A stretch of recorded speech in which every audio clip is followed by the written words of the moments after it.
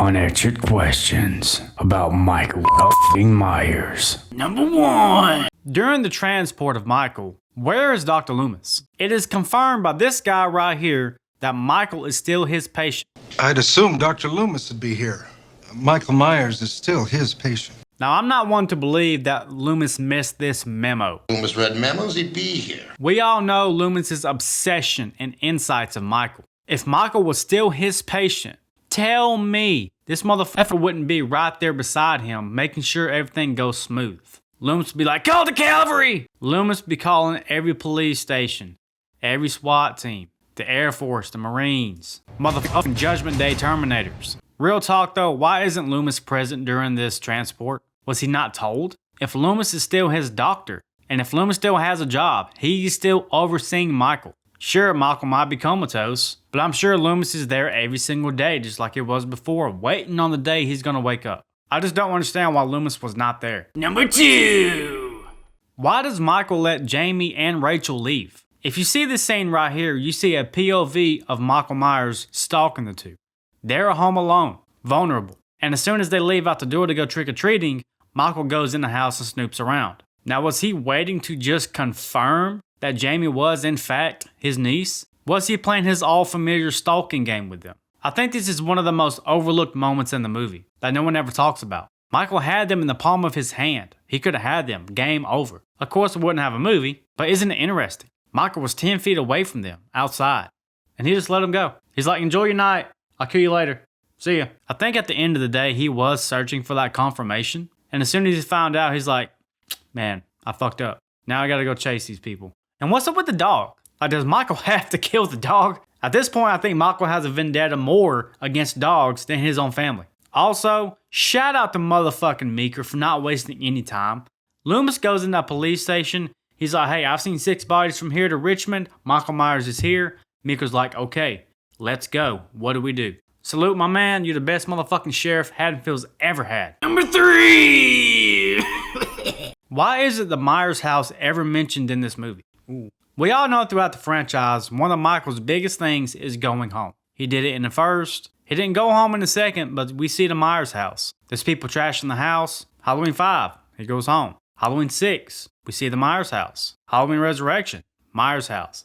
I love Halloween 4 for the atmosphere. I think Michael kind of looks like a dork, honestly. I love Michael's portrayal, his mannerisms, how brutal he is. I've always said Halloween 4 is Halloween amplified, minus the mask. And it took me all this time to realize, never once in this movie did they mention the Myers house.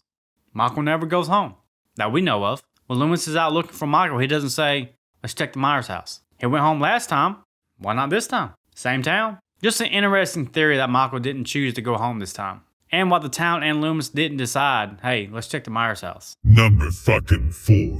Is Michael wearing bandages under his mask? Now, I've watched this scene time and time again. I've took screenshots, I tried to blow this up, but to no avail. I can't tell. However, I did manage to capture a 4K image of right before he puts the mask on, and I put it up on the screen right here. So what do you say, chat? Those look like bandages to me, but it took me literally hours to find this perfect image that I could blow up. If he is, I'm like, damn dog, how can you breathe? Jesus Christ. That motherfucker's sweating up a storm up in there. Number 5. Who is Al's boy? I touched on this a little bit in the Halloween 2 video. The only way we can break this down is to go back to Halloween 1 and Halloween 2. The only physical males we see Michael kill is Bob. In Halloween 2, you have Ben Tramer, even though that wasn't Michael's fault. Michael had nothing to do with that. We got Bud. Jimmy survived, I think, based off the TV version of that deleted scene. So my question remains, chat. Who is Al's boy? Could it be that one patient that was in that hospital that buzzed for Nurse Jill? Did he die off screen? Did Michael kill him off screen? And we never knew about it? I wish we had a little bit more backstory about this, because if these rednecks are out here becoming a mob, I think it gives them a little bit more momentum. It would be really cool to see who Al's boy was and the vendetta he had against him. I'd love to see that. Seeing Al avenge his boy? Hell yeah, let's go for it. But the question is, who is Al's boy? Number 6. What in the hell was Mr. Sayer chasing for 30 years? Now, one of the most mysterious scenes in this movie is this scene with Sayer picking up Dr. Loomis. And I love this scene. And I have to show this.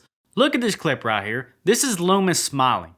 This legit warms my heart. Loomis as an individual is fucking miserable. No wonder why he never smiles. He's obsessed with this patient.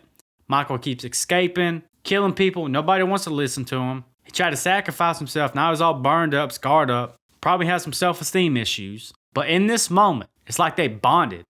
And Dr. Loomis is smiling.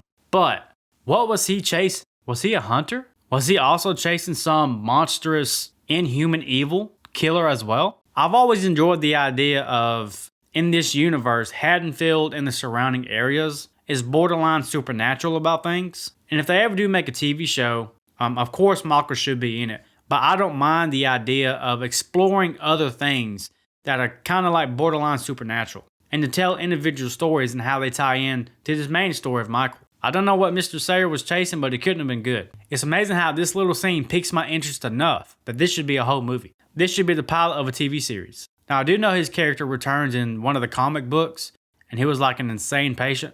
I ain't rocking with that. You can even have it where this evil is fighting Michael, whatever this evil is. It's such a gray area, and I'm so intrigued. And we'll probably never get the answer. But this is probably the most ambiguous part of the movie, even over the ending. So, Mr. Sayer, I hope you found what you was looking for, and somewhere out there you succeeded. 7 inches. Why does Michael avoid hurting Loomis? When they meet face to face at the diner, what does Michael do? He doesn't go after Loomis, and if you look at Loomis in face value, Loomis isn't much. You take that gun away, the man can barely walk. This man actually runs away from Loomis. Michael is running away from Dr. Loomis. And then when they meet up at the school again, Michael has a knife in his hand. But when it pops up, you know that famous Ben Tremor ghost scene where Michael pops up and he's got a different mask and blonde hair? He just throws him to the glass. Doesn't stab him. Doesn't even try to remotely take his life. He's just like, get out of my way. I'm telling you, I'm onto something. Michael does not want to hurt Loomis. I'm not saying Michael wouldn't kill Loomis. I'm sure he would to get to his target. I'm telling you guys, watch this video right here. I'll put up the thumbnail while I deep dive into this theory. I promise you, I'm onto something. Horseshit! Is this the same Tommy and Lindsay that was in the 1978 movie? Now this is pure speculation, but let's have some fun with this. I read somewhere that Lindsay is supposed to be the Lindsay. I think they confirmed this on the director's commentary. They did write this character to be the same Lindsay. And that Tommy is supposed to be the same Tommy. Of course, there's no factual evidence and concrete answer yes or no, but let's break this down. Why not? They survived the massacre 10 years ago, and now they're teenagers nearly grown. Who's to say Tommy didn't become friends with Wade and Brady? But it's weird that the only reason we know his name is because of the end credits. He's never mentioned by name in the story. And what's weird enough about that is in the movie, Rachel tells Jamie, hey, this is Lindsay. Remember Lindsay? But in the credits, she's credited as Leslie, which is the same name as the actual actor. Now me personally, I think this is a production error. But as we can see, Haddonfield's a pretty small town, based off the size of the hospital we've seen in the past, the school, the neighborhood. So there's really no doubt in my mind that the writers wrote this to be the Tommy and Lindsay. And Halloween 4 keeping the OG's atmosphere, especially with the amplified music and everything, the cinematography, it can't be coincidence these characters are there. It's just one more thing to bring it full circle. Also a little insert here, Rachel claims Laurie used to babysit her. Used to babysit Jamie's mother. Laurie Strode used to babysit Rachel. This is huge. It's small lines of dialogue like this, I believe, truly go over people's heads. Your mother used to babysit me when I was your age. I bet you didn't know that. Trying to actually build the world of Haddonfield, build the world of these citizens and these main characters, the Fauna Girls, the victims. And just not to say, oh, it's a continuity error or fucked up writing. Just to have some fun and not to break that fourth wall, but to solely live just inside of this universe that Michael lives in. Most of these stories, we only get an hour and a half at a time. You like some, you dislike some. But to try to piece it all together in one big masterful dome of storytelling. I love doing that with all these franchises, I really do. That's how much I love horror. When people talk about Halloween 4, they don't ever mention, oh, Laurie Strode used to babysit Rachel. And now Laurie's daughter, Jamie, is now Rachel's stepsister. That's how close to home it is to the OG. Which brings me back to the Tommy and Lindsay situation. If Rachel was that close to Laurie Strode,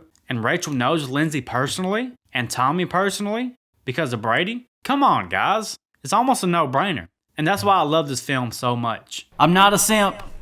Who is Jamie's father? Now, in a lot of people's headcanon, it would be Jimmy from Halloween 2. And in this universe, Laurie and Jimmy dying in the car crash hasn't been retconned yet. Could you imagine surviving all of that just to die in a fucking car crash? Is it some guy she hooked up with at the bar? Did she meet somebody else on the 1980s newspaper Tinder? It's cool to explore this because, like I said, sometimes there isn't enough information to connect the dots, but you have enough space to almost get there. It's like stepping stones, but you're just missing that one piece of the puzzle. Here's a photo of Jamie's dad. I mean, that had to have been pretty recent, considering the age Jamie is in that photo. So chat, did Jimmy get lucky and finally get the from Laurie Strode? Banging it out, pile driver, Mortal Kombat finish her? TKO. What possessed Jamie to do what she did?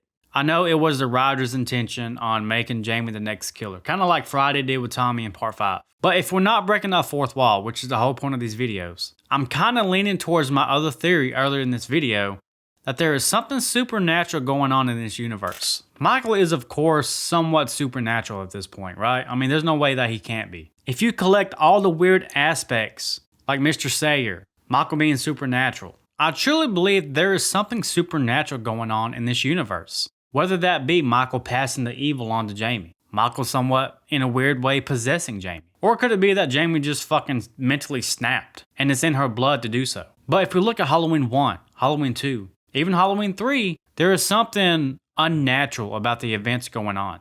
There is something unnatural about the town of Haddonfield.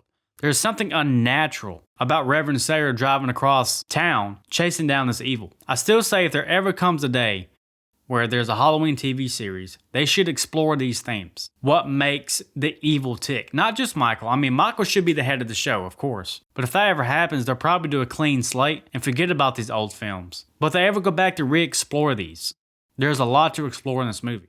On the supernatural side, is there so many supernatural elements that Jamie fell victim to one of those, and now she's a part of it? There's so much ammunition in this movie. There is so many untold stories about the supernatural events happening that I can't not talk about it. What if Loomis succeeded in shooting Jamie? God forbid, you don't want to see Loomis shooting a fucking child.